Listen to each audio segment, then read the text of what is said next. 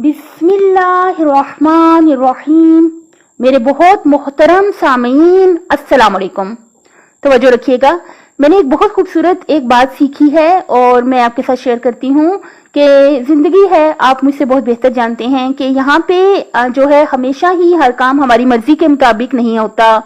ये ज़िंदगी है, यहाँ पे हम इम्तिहान देने आए हुए हैं दुनिया में, हम यहाँ पे ऐश करने नहीं आए हुए।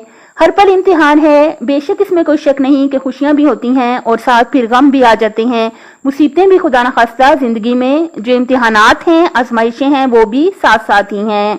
तो मैंने बहुत प्यारी बात सीखी कि जब हमारी जिंदगी में कोई मुश्किल आ जाए, कोई परेशानी आ जाए, कोई दुख दर्द तकलीफ आ जाए, तो हमें क्या करना चाहिए? पूरी शिद्दत से, पूरे खलूस से, पूरे वजूद से एक ही दुआ करनी चाहिए पूरी शिद्दत से। क्या? अल्लाह पाक मुझे सब्र अता कर, अल्लाह पाक मुझे सब्र अता कर, सब्र अता कर। क्योंकि जब कोई खास मतलब इस तरह के लम्हात होते हैं, उस वक्त इंसान जो है वो आम जो है कंडीशन में नहीं होता, उस वक्त वो बहुत कूल एंड काम नहीं होता, जाहिर सी बात है। उस वक्त उसके जो जज्बात हैं उसका और ही हिसाब होता है, जिसकी वजह से बॉडी में मुख्तलिफ किस्म की चेंजेस होती हैं।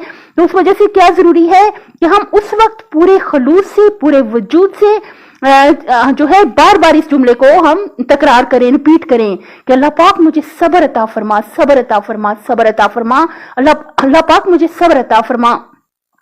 जब हम पूरे खलूस से, पूरी तवज्जो से ये जुमला बोलेंगे तो क्या होगा? यानी हम अल्लाह ताला के साथ जो है हमारा एक वस्ल हो गया, अल्लाह ताला के साथ हमारा राब्ता बहाल हो गया।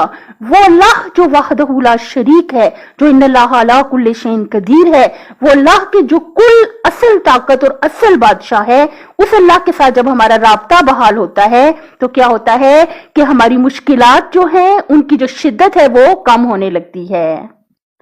अपनी सेहत, आखिरत और खालिक की मखलूक का ख्याल रखिएगा। अल्लाह हाफिज।